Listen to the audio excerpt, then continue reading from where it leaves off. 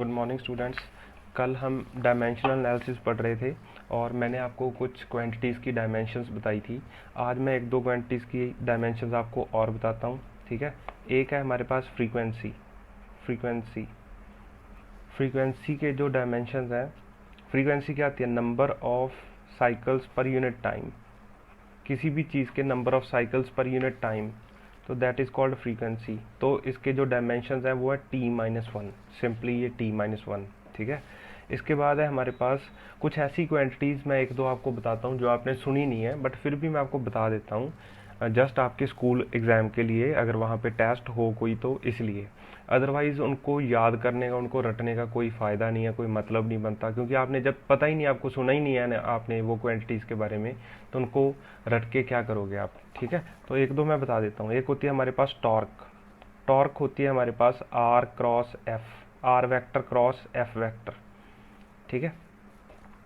तो इसके डायमेंशंस हैं, आर के आगे मेरे पास एल, और फोर्स के होते हैं m/l(t-2), तो मेरे पास आया m/l(2t-2). टॉर्क के ये डायमेंशंस आगे। एक होता है हमारे पास मोमेंटम, हमने पढ़ा था, एक एंगुलर मोमेंटम होता है हमारे पास, angular momentum. Angular momentum angular momentum होता है हमारे पास mv/r, ठीक है। और मास के आगे मेरे पास m, v के आगे l(t-1) और r के आगे l। तो इसके भी डायमेंशन आगे ml(2t-1), ठीक है। इसके बाद हमारे पास एक और चीज़ है, that is called surface tension. ये भी हम आगे जाके पढ़ेंगे, सरफेस टेंशन। ये सारी क्वांटिटीज़ आगे जाके हम क्लियर करेंगे, धीरे धीरे हमारा कोर्स जैसे आगे बढ़ेगा वैसे वैसे ये सारी क्वांटिटीज़ हम सीखते जाएंगे। तो सरफेस टेंशन, सरफेस टेंशन होता है हमारे पास force per unit length. Force per unit length, तो फोर्स के होते हैं ml(t-2) और लेंथ के हैं l, तो आया m(t-2). ये है मेरे पास, ये कुछ डायमेंशनल एनालिसिस, कुछ और क्वांटिटीज़ की डायमेंशंस है, ठीक है। इसके बाद है हमारे पास इसके यूजेस, ठीक है। हम ये डायमेंशनल एनालिसिस क्यों करते हैं, ठीक है। तो uses of dimensional analysis, dimensional analysis, dimensional analysis के यूजेस। तो पहला यूज़ है इसमें, it tells us about the it tells us about derived quantities, या ऐसे ऐसे लिख सकते हैं, डिपेंडेंस ऑफ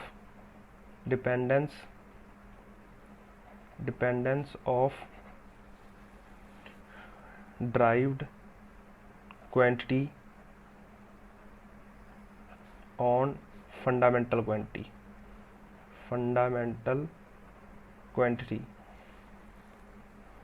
मतलब ये हमें ये बताती है कि कोई भी ड्राइव्ड क्वांटिटी है वो किसी फंडामेंटल क्वांटिटी पे कितना डिपेंड करती है।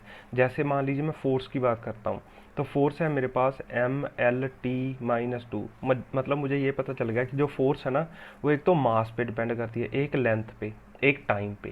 क्या ये फोर्स टेम्परेचर पे डिपेंड करती है? नहीं करती।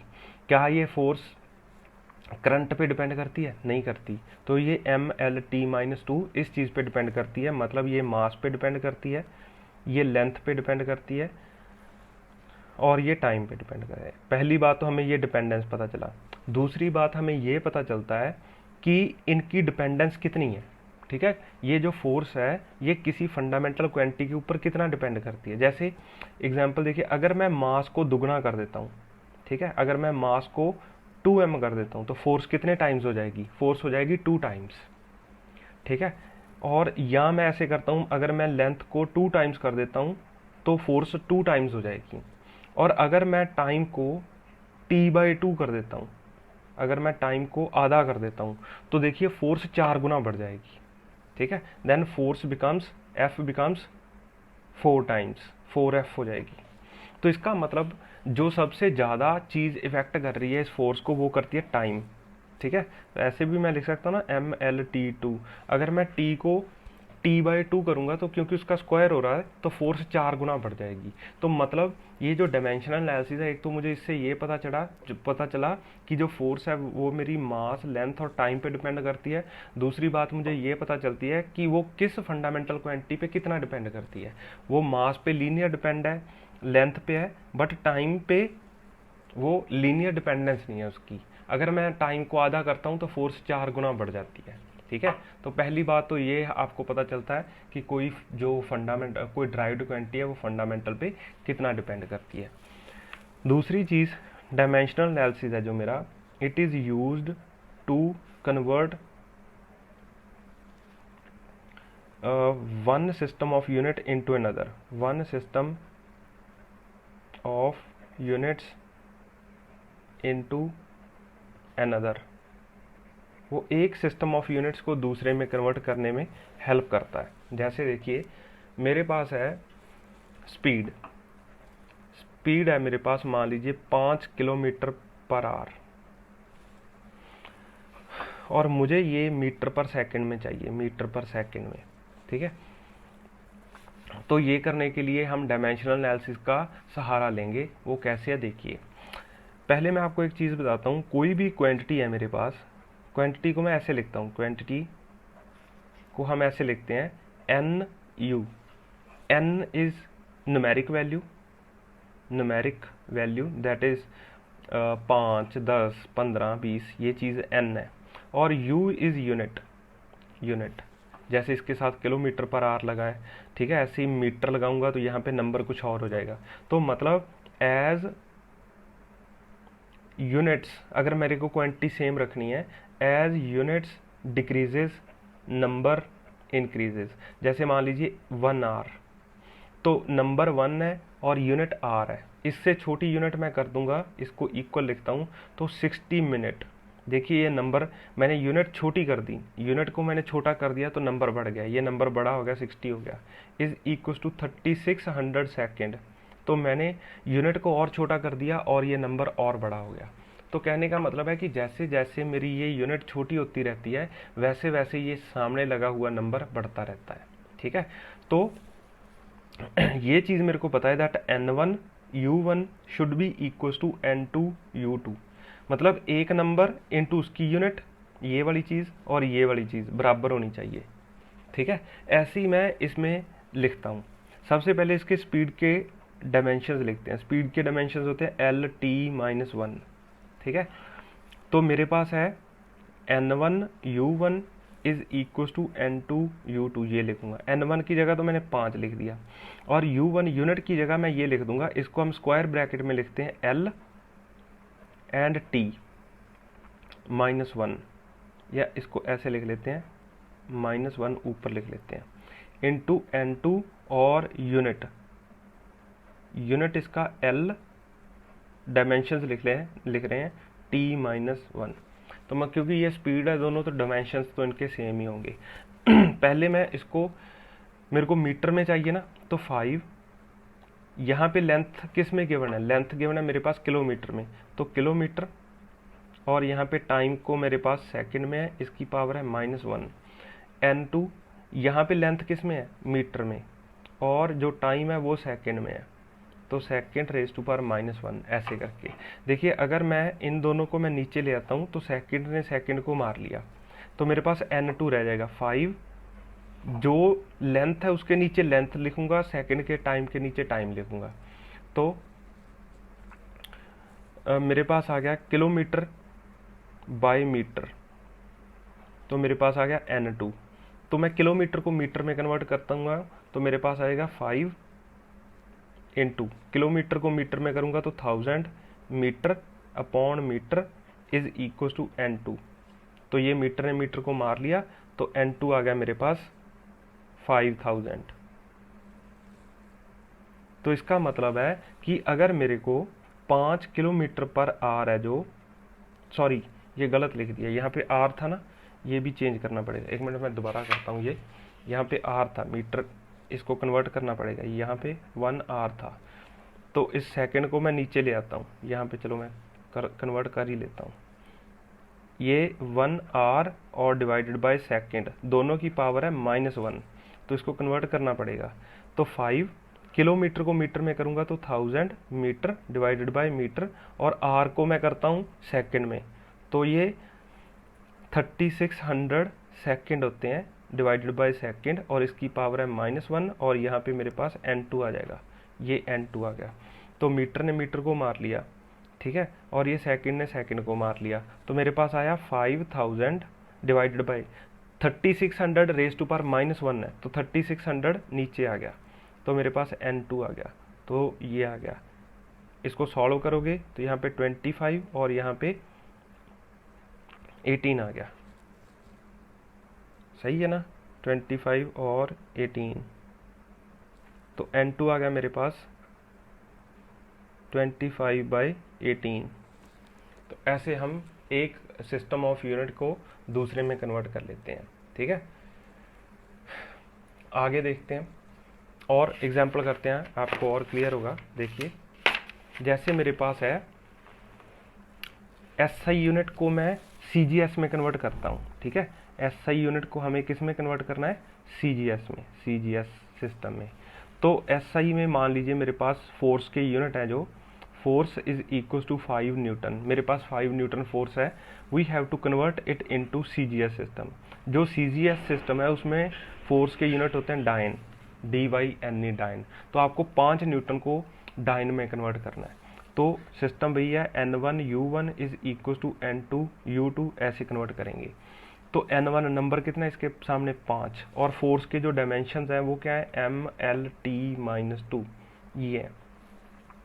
तो यहाँ पे जो SI सिस्टम है उसमें मास हम लिखते हैं किलोग्राम में, ठीक है, और लेंथ को हम लिखते हैं मीटर में, और जो टाइम है उसको हम लिखते हैं सेकंड में, और सेकंड की पावर है -2। ऐसे ही N2 लिख लूँगा मैं, और यूनिट जब मैं CGS में लिखूँगा तो पहले हम मास लिख रहे हैं, मास को हम किस में लिखते हैं, यहाँ पे ग्राम में, GM ग्राम में। ऐसे ही L लेंथ हम लिखते हैं सेंटीमीटर में, और टाइम तो इसमें भी सेकंड में होता है, तो सेकंड रेज टू पावर -2, ये आ गया मेरे पास, ठीक है। समझ आया ये कैसे लिखा, मास पहले से SI सिस्टम में मास लिख लो, लेंथ लिख लो, टाइम लिख लो, इनको ऐसे लिख लिया, और फिर हमने CGS सिस्टम में लेंथ मास टाइम लिख लिया, मास लेंथ और टाइम लिख लिया। तो ये सेकंड स्क्वायर और सेकंड स्क्वायर तो कट जाएंगे, इसका तो कोई इतना बड़ा रोल नहीं है। तो देखिए ये किलोग्राम है, किलोग्राम के नीचे मैं ग्राम ले आऊँगा यहाँ पे, और जो मीटर है उसके नीचे मैं सेंटीमीटर ले आऊँगा, और N2 एज इट इज़ रह जाएगा, N2। अब मैं इसको कन्वर्ट करता हूँ, किलोग्राम को ग्राम में करूँगा, क्योंकि मेरे को CGS में चाहिए ना, सब कुछ ग्राम में चाहिए। तो मेरे पास आ गया 1000 ग्राम्स डिवाइडेड बाय ग्राम, और मीटर और सेंटीमीटर का क्या रिलेशन है, 100 सेंटीमीटर, और नीचे आ गया मीटर, तो ये आ गया N2। मतलब मीटर को मैंने 100 सेंटीमीटर लिख दिया, किलोग्राम को मैंने 1000 ग्राम लिख दिया। तो अब ग्राम ने ग्राम को मार लिया, सेंटीमीटर ने सेंटीमीटर को, तो दिस इम्प्लाइज जो N2 आया वो आया 5 × 10⁵5। इसका मतलब 5 newton is equal to 5 × 10⁵5 dyne के बराबर होता है, ठीक है। ये ऐसे हम एक सिस्टम ऑफ यूनिट को दूसरे सिस्टम ऑफ यूनिट में कन्वर्ट कर सकते हैं। एक एग्जांपल और बताता हूँ मैं आपको। जैसे मान लीजिए मेरे पास 1 जूल ऑफ एनर्जी है, 1 जूल, और इसको मेरे को कन्वर्ट करना है CGS में। CGS में इसके यूनिट होते हैं अर्ग, ठीक है। आपको 1 जूल को अर्ग में कन्वर्ट करना है, और ये CGS सिस्टम में है, ठीक है। तो बताइए कैसे करेंगे। तो जूल बेसिकली एनर्जी के यूनिट है, ठीक है। और एनर्जी का मैंने आपको डायमेंशन बताए थे, वो क्या आते हैं, ML2T-2, फोर्स इंटू डिस्प्लेसमेंट। तो ये एनर्जी के डायमेंशन है। अब मेरे को ये जूल को अर्ग में कन्वर्ट करना है तो 1 × N1 U1, N1 की जगह ये लिख दिया, और U1 की जगह लिखेंगे मास SI सिस्टम में आ गया किलोग्राम में। इसके बाद आ गया लेंथ, लेंथ आ गया मेरे पास मीटर में, और इसके ऊपर 2 लगा हुआ है तो 2 लगा दिया, और बाद में आ गया टाइम, टाइम आ गया सेकंड में, और सेकंड की पावर है -2। ऐसे ही अर्ग में N2 मेरे को वो नंबर पता करना है, यहाँ पे जो लगेगा, ठीक है, वो नंबर मेरे को पता करना है। तो CGS सिस्टम में सबसे पहले अगर मैं मास लिखता हूँ तो वो ग्राम्स में लेते हैं, लेंथ इसमें सेंटीमीटर में लिखते हैं, और लेंथ का स्क्वायर है, और टाइम जो है सेकंड है, उसकी पावर -2 है। तो ये तो कट जाएंगे, ठीक है, ये तो एक दूसरे के नीचे आएगा तो सेकंड से सेकंड कट जाएगा तो आंसर 1 आ जाएगा। अब मैं इन दोनों को नीचे ले आता हूँ, तो किलोग्राम के नीचे ग्राम लेके आया, किलोग्राम को मैं लिख दूंगा 1000 ग्राम्स डिवाइडेड बाय ग्राम्स, ठीक है, और मीटर को सेंटीमीटर में करूँगा तो 100 सेंटीमीटर बाय सेंटीमीटर, और इसकी पावर है 2 और ये n2। मैंने एक थोड़ा सा शॉर्टकट यूज़ किया है, होप आपको समझ आया होगा। ये ग्राम को मैं किलोग्राम के नीचे ले आया और किलोग्राम को मैंने 1000 ग्राम में लिख दिया, मीटर के नीचे सेंटीमीटर ले आया और मीटर को मैंने 100 सेंटीमीटर लिख दिया। तो ये ग्राम से ग्राम कट गया, सेंटीमीटर से सेंटीमीटर कट गया, तो दिस इम्प्लाइज जो n2 है उसकी पावर कितनी आई, ये आ गया 1000 मल्टीप्लाई बाय ये 100 स्क्वायर, तो n2 आया मेरे पास 10⁻⁷। This implies 1 joule is equal to 10⁻⁷ erg, इसके बराबर होता है।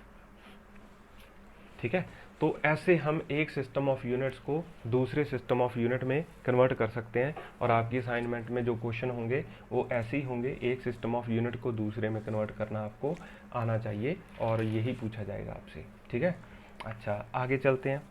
तीसरा यूज इसका डायमेंशनल एनालिसिस का, it is used for checking accuracy of a formula,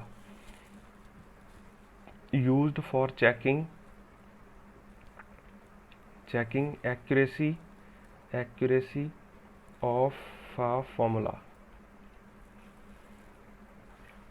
किसी फॉर्मूले की एक्यूरेसी चेक करने के लिए यूज़ करते हैं। ठीक है मतलब अगर जो इम्पोर्टेंट बात है वो मैं यहाँ पे लिखना चाहता हूँ, इम्पोर्टेंट चीज़ है इसमें, if an equation is dimensionally correct, then only it can be scientifically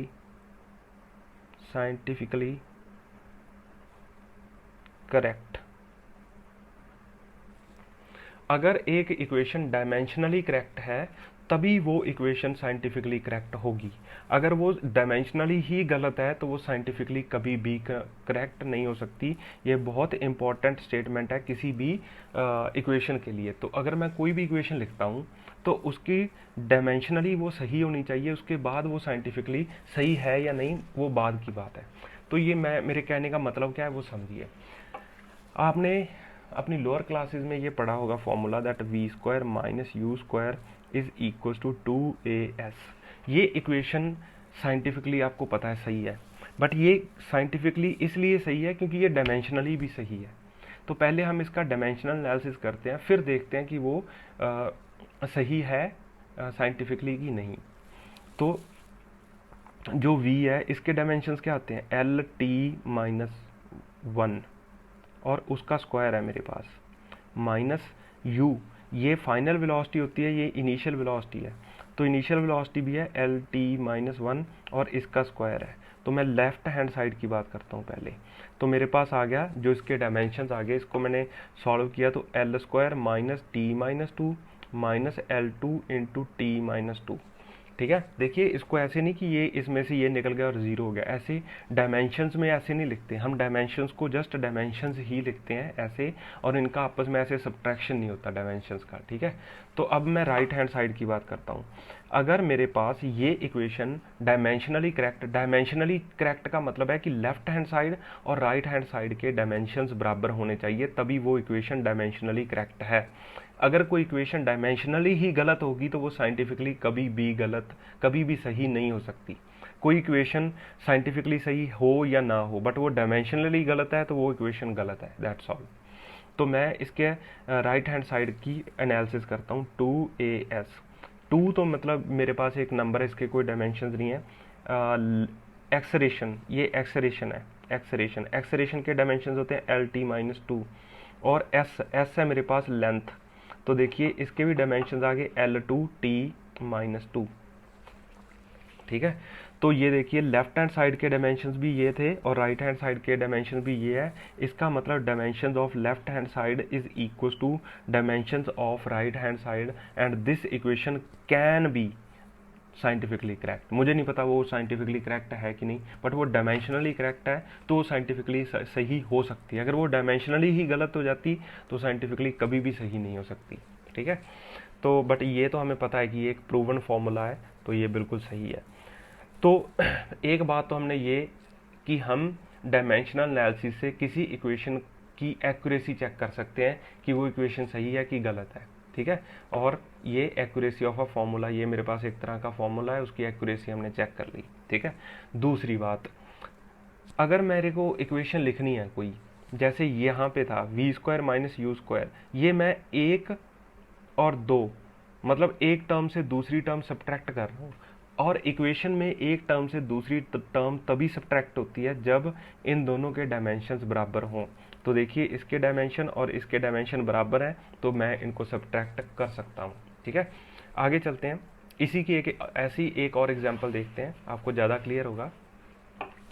एक इक्वेशन हम लिखते हैं, आपने वो भी अपनी छोटी क्लासेस में पढ़ी है, that S is equal to U T plus half A T square. तो ये फॉर्मूला साइंटिफिकली चेक करते हैं, पहले हम डायमेंशनली चेक करते हैं कि ये सही है कि नहीं है। तो लेफ्ट हैंड साइड को देखते हैं, लेफ्ट हैंड साइड के जो डायमेंशन हैं वो है एल, सिर्फ एल। ठीक है, इसको हम ऐसे भी लिख सकते हैं m0 l1 t0, ऐसे भी लिख सकते हैं। ठीक है, तो ये लेफ्ट हैंड साइड में सिर्फ s है, s से डिस्प्लेसमेंट होता है, तो m0 l1 t0 ये डायमेंशन आ गए लेफ्ट हैंड साइड के। अब मैं राइट हैंड साइड की बात करता हूँ, तो राइट हैंड साइड में एक ये क्वांटिटी है, एक ये क्वांटिटी है। तो u के डायमेंशन क्या आते हैं, एल टी माइनस वन, और t के डायमेंशन होते हैं t प्लस, ये प्लस आ गया, हाफ के तो कोई डायमेंशन नहीं है, ए के होते हैं एल टी माइनस टू, और यहाँ पे टी स्क्वायर के डायमेंशन क्या आ जाएंगे, टी टू। तो देखिए ये दोनों कट गए टी से टी, तो एल, और इसके डायमेंशन टी स्क्वायर से टी स्क्वायर कट गया तो एल। इसका मतलब राइट हैंड साइड के डायमेंशन भी क्या आ गए, m0 l1 t0। ठीक है, लेफ्ट हैंड साइड और राइट हैंड साइड के डायमेंशंस इक्वल हैं, तो ये साइंटिफिकली इक्वेशन सही है, और हम जानते हैं कि ये इक्वेशन साइंटिफिकली भी सही है। और देखिए इसमें जो हम एनालिसिस करना चाहते हैं, मैं आपको बताना चाहता हूँ कि मैं दो क्वांटिटीज़ को जोड़ रहा हूँ यहाँ पे, एक क्वांटिटी ये है और एक क्वांटिटी ये है, और दोनों के डायमेंशंस इक्वल होने चाहिए। तो मतलब जो तीसरी चीज़ है वो ये है कि same quantities can be added और सब्ट्रैक्टेड। हम दो क्वांटिटीज़ को तभी ऐड और सब्ट्रैक्ट कर सकते हैं अगर उनके डायमेंशंस सेम हों। ठीक है, ये मैं नेक्स्ट पॉइंट में लिखूंगा। इससे पहले एक और एग्जांपल, जैसे मेरे पास एक टाइम पीरियड का फॉर्मूला होता है, या फ्रीक्वेंसी का फॉर्मूला लिख लेते हैं। फ्रीक्वेंसी, इसको न्यू से लिखते हैं, that is equal to 1/2l under root T by M, where nu is frequency. ये न्यू है, इसका ये न्यू बोलते हैं इसको, दिस इज कॉल्ड फ्रीक्वेंसी, ये फ्रीक्वेंसी है। And L is length of string, L is length of string, length of string. T is tension, T time नहीं है, ये टेंशन है। टेंशन एक तरह की फोर्स होती है। ठीक है, tension is a form of force, form of force. आगे जाके हम इसको और डीपली पढ़ेंगे कि ये कैसी फोर्स है, कब आती है। And M is mass, M is mass. तो हम ये देखते हैं कि ये फॉर्मूला डायमेंशनली सही है कि गलत है। ठीक है, तो पहले हम लेफ्ट हैंड साइड को देखते हैं, LHS को देखते हैं लेफ्ट हैंड साइड। तो न्यू है, फ्रीक्वेंसी के डायमेंशंस क्या आते हैं, 1/t, that is t minus one. अब राइट हैंड साइड के डायमेंशंस देखते हैं। अगर ये डायमेंशनली फॉर्मूला सही निकला तो ये साइंटिफिकली सही हो भी सकता है, नहीं भी हो सकता। ठीक है, बट हम सिर्फ डायमेंशनली चेक करते हैं। तो 1/2l, 1/2 के तो कोई डायमेंशन नहीं है, l के डायमेंशन आगे l अंडर रूट। टेंशन मेरे पास फोर्स है एक तरह की। ठीक है, तो टेंशन के डायमेंशन आगे मेरे पास m l t minus two, और मास के आगे m, तो m ने m को मार लिया। तो मेरे पास जो डायमेंशन आए वो आए मेरे पास 1/l, और इधर आ गया l t माइनस टू। ठीक है, तो मैं l का स्क्वायर करके अंदर ले आता हूँ, ये टेंशन के आगे t माइनस टू, ये नीचे मास है, अच्छा ये मास नहीं होता एक्चुअली, ये मास पर यूनिट लेंथ होता है, एम इज मास पर यूनिट लेंथ, ये मैंने गलत कर दिया था, तो ये एम एल माइनस वन आ जाएगा, ठीक है। ये मास पर यूनिट लेंथ होता है, इसीलिए ये प्रॉब्लम आ रही थी, एल माइनस वन। तो मेरे पास आ गया यहाँ पे 1/L तो एज इट इज़, तो ये मेरे पास आ गया L square T minus two, तो बाहर निकलेगा जब तो आ गया L T minus one by L, L ने एल को मार लिया तो टी माइनस वन। इसका मतलब लेफ्ट हैंड साइड के dimensions and right hand side के डायमेंशंस बराबर हैं, ये भी टी माइनस वन था, ये भी टी माइनस वन निकला, क्योंकि एम मास पर यूनिट लेंथ होता है फॉर्मूला में, ये आगे जाके हम अपने फिजिक्स के लास्ट चैप्टर में वेव्स उसमें पढ़ेंगे, स्ट्रिंग वेव की ये इक्वेशन है कि जब भी किसी वेव के स्ट्रिंग के ऊपर कोई वेव दौड़ती है, ठीक है, तो उसकी फ्रीक्वेंसी क्या होती है, ठीक है, तो ये उसकी इक्वेशन है, और ये फॉर्मूला बिल्कुल सही है, और हमने ये चेक भी कर लिया, left hand side and right hand side दोनों के डायमेंशन टी माइनस वन है, तो ये सही हो सकता है, ठीक है। आगे चलते हैं, इसका चौथा यूज़, दैट सेम क्वांटिटीज़, जो मैंने आपको पहले समझा दिया है, same quantities can be added और सब्ट्रैक्टेड, कैन बी एडेड और सब्ट्रैक्टेड। हम सेम क्वांटिटीज़ को ऐड या सब्ट्रैक्ट कर सकते हैं, ठीक है, जब भी कोई इक्वेशन लिखते हैं, जैसे s is equal to U T plus half A T square, ये मैंने आपको पहले ही समझा दिया है, फिर भी मैं एक बार आपको समझाना चाहता हूँ कि देखिए, जब मैं कोई इक्वेशन लिखता हूँ और इक्वेशन के अंदर ऐसी कोई दो क्वांटिटीज़ आती हैं जो कि ऐड हो रही हैं, तो इसके डायमेंशंस और इसके डायमेंशंस बराबर होने चाहिए। तो यू टी के डायमेंशंस क्या है, यू है इनिशियल वेलोसिटी, ठीक है, यू क्या है, इनिशियल वेलोसिटी, और T is time, A is acceleration. तो u के डायमेंशंस क्या है, u के डायमेंशन आगे एल टी माइनस वन, और t के आगे t, तो u t के डायमेंशन आगे l, ऐसी ए T square, half A T square, half के तो कोई डायमेंशंस नहीं है, ठीक है, और a के जो डायमेंशंस हैं वो है एल टी माइनस टू, और टी स्क्वायर के डायमेंशंस आगे टी टू, तो मेरे पास आ गया l, ठीक है। तो मतलब इस टर्म के डायमेंशंस l हैं और इस टर्म के डायमेंशंस भी l हैं, तो ये बिल्कुल सही है, हम किसी भी एक फॉर्मूला के अंदर दो क्वांटिटीज़ उनको जोड़ सकते हैं जिनके डायमेंशंस क्या हों, जिनके डायमेंशन सेम हो। ऐसी जैसे मैंने पहले एक फॉर्मूला में बताया था, जैसे ये फॉर्मूला है, तो उसमें हमने देखा था कि दो क्वांटिटीज़ को हम तभी जोड़ सकते हैं जब उनके इस क्वांटिटी के डायमेंशंस और इस क्वांटिटी के डायमेंशंस बराबर हों, तभी हम उनको जोड़ सकते हैं या सब्ट्रैक्ट कर सकते हैं, ठीक है। And this is called principle of homogeneity, this is called principle of homogeneity, this is called principle of homogeneity, this is called principle of homogeneity, इसे हम प्रिंसिपल ऑफ होमोजेनिटी बोलते हैं, ठीक है। आगे चलते हैं, ये पांचवा जो इसका यूज़ है वो ये है कि हम डायमेंशनल एनालिसिस से फॉर्मूला भी ड्राइव कर सकते हैं, ठीक है। उससे पहले मैं आपको एक चीज़ और बताना चाहता हूँ, ट्रिग्नोमेट्रिक फंक्शन,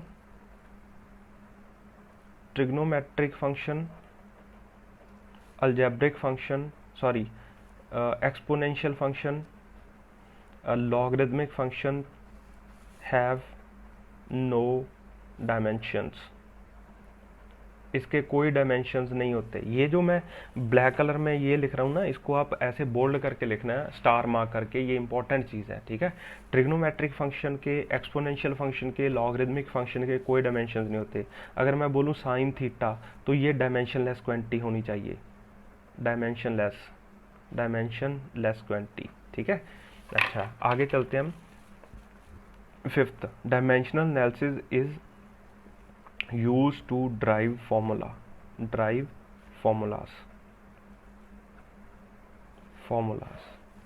ठीक है।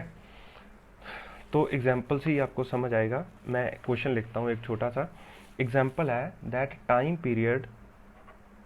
Period of oscillation oscillation depends upon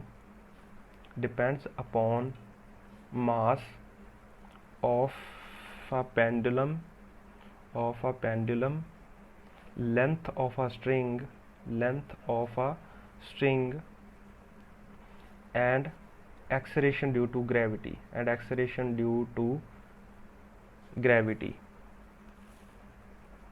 drive the formula। ये आपको गिवन है और आपको फॉर्मूला बताना है। अब क्वेश्चन सुनिए क्या है। क्वेश्चन है कि मेरे पास एक पेंडुलम है और इसको मैंने यहाँ से हैंग कर दिया और इसके साथ एक जो बॉब बांध दिया, इसका मास है m और इसकी लेंथ है जो वो l है, और जो इस पे फोर्स लग रही है मतलब एक्सेलरेशन है वो g एक्ट कर रही है, और ये टू एंड फ्रो ऐसे ऐसे घूम रहा है। आपने पेंडुलम चलता हुआ देखा है, तो आपको उसके टाइम पीरियड का फॉर्मूला पूछा है कि भाई ये पेंडुलम यहाँ से चल के यहाँ आएगा, फिर यहाँ आएगा, फिर वापस जाएगा और फिर यहाँ पे आएगा, तो ये कितना टाइम लेगा। इसके लिए कोई फॉर्मूला ड्राइव करना है आपको। ठीक है, मैं फिर क्वेश्चन रिपीट करता हूँ कि एक मेरे पास पेंडुलम है, उसकी लेंथ है l स्ट्रिंग की, और उसके साथ जो बॉब बांध रखा है उसका मास है m, और ये टू एंड फ्रो ऑसिलेशन कर रहा है। ठीक है, ये पहले इधर जाता है मान लीजिए, फिर वापस आता है, फिर इधर जाता है और फिर वापस आता है। This is called one oscillation, और आपको इसका टाइम बताना है कि ये कितना टाइम लेगा यहाँ से यहाँ आके, इधर जाके फिर वापस आने में। This is called one oscillation. ठीक है, ऐसे ऐसे ऐसे और ऐसे, तो इसका टाइम पीरियड बताना है। और हमें गिवन है दैट टाइम पीरियड है जो that is directly proportional to mass of the bob, length of the string and acceleration due to gravity. ठीक है, तो ये मेरे पास गिवन है। मान लीजिए कि मैं ये मानता हूँ that t is equal to k times कोई कांस्टेंट क्वांटिटी है, mass a, length b and g c। मतलब देखिए कि मास की कोई पावर होगी, जैसे यहाँ पे देखिए, यहाँ पे मैं अगर ऐसे बोलूँ कि जो फ्रीक्वेंसी है वो length of the string tension and mass पर यूनिट लेंथ पे डिपेंड करती है। तो अगर मैं इस v को लिखना चाहूँ तो मैं v को ऐसे भी तो लिख सकता था ना, फ्रीक्वेंसी को, that frequency is equal to 1/2 into l raise to power -1, t raise to power 1/2 and m raise to power -1/2। ऐसा फॉर्मूला है। इस फॉर्मूला को तो मैं ये भी लिख सकता हूँ ना, तो L की कोई पावर है, T की कोई पावर है और M की कोई पावर है। ठीक है, ऐसे ही यहाँ पे अगर मेरे को फॉर्मूला लिखना है तो M की कोई पावर होगी जो कि मुझे नहीं पता। यहाँ पे तो मेरे को फॉर्मूला गिवन था तो मैंने पावर लिख ली। अब मेरे पास कोई पावर नहीं है, यहाँ पे M की क्या पावर है, L की क्या पावर है और G की क्या पावर है, तो मेरे को ये पावर्स फाइंड करनी है और फॉर्मूला बनाना है। बस सिंपल यही है, ये पावर भी फाइंड करनी है। हमने कोई भी आर्बिट्ररी 3 पावर्स मान ली, A, B और C, तो इसी चीज़ को हम यूज़ करते हैं। और मान लीजिए कि यहाँ पे ये डायरेक्टली प्रोपोर्शनल है तो कोई कांस्टेंट आ जाएगा उसमें। ठीक है, तो इसको भी हम dimensional analysis left hand side and right hand side के डायमेंशंस इक्वल करके हम ये बना लेंगे।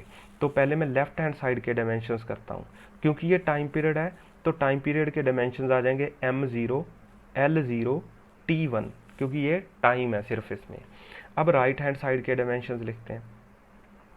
राइट हैंड साइड को हम लिखते हैं दैट इज, या मैं यहाँ पे ऐसे ही लिख लेता हूँ, ये लेफ्ट हैंड साइड के डायमेंशंस आ गए। तो k के कोई डायमेंशंस नहीं है, वो एक डायमेंशनलेस क्वांटिटी है। k is a constant dimensionless quantity. ठीक है, कोई भी वो पाई हो सकता है, वो 4 हो सकता है, वो कुछ भी हो सकता है, वो e हो सकता है, कुछ भी हो सकता है। ठीक है, उसके बारे में हमें पता नहीं है। मास के डायमेंशंस होते हैं m, और ये आ गया a क्योंकि m पे a पावर लगी है। लेंथ के डायमेंशंस होते हैं l, और इस पे पावर है b। जो g है, g तो मेरे पास एक्सेलरेशन है। ठीक है, एक्सेलरेशन ड्यू टू ग्रेविटी, तो इसके डायमेंशंस क्या होंगे, तो एक्सेलरेशन के डायमेंशंस होते हैं मेरे पास LT-2।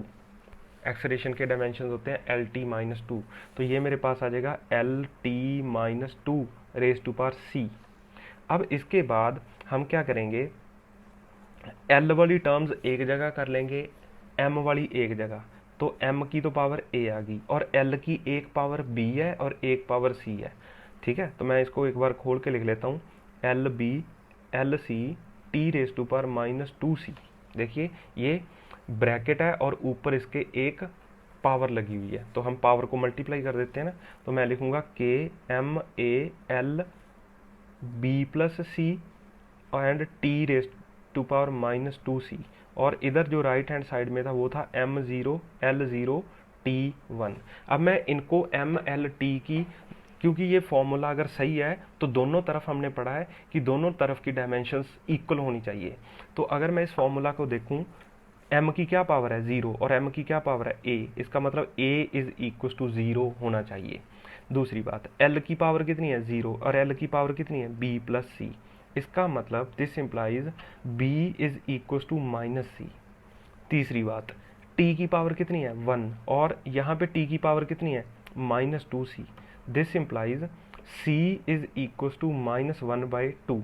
तो c की पावर तो आ गई 1/2 और a की वैल्यू है 0, c की वैल्यू है 1/2। दिस इंप्लाइज b की वैल्यू कितनी आ गई +1/2। ठीक है, क्योंकि b is equal to c था, तो हमने ऐसे करके a, b और c की तीनों की पावर निकाल ली। ठीक है, तो अब मैं वापस इस फॉर्मूला में पुट करूंगा, इस फॉर्मूला में, ठीक है, इस फॉर्मूला में पुट करूंगा ये a b c की वैल्यूज़। तो मेरे पास जो, दोबारा मैं लिखता हूँ, a की जो वैल्यू आई थी मेरे पास, a की वैल्यू आई थी 0, b की वैल्यू आई थी मेरे पास 1/2 एंड c की वैल्यू आई थी मेरे पास -1/2। तो जो टाइम पीरियड था वो था k, और मैंने लिखा था MALB एंड GC।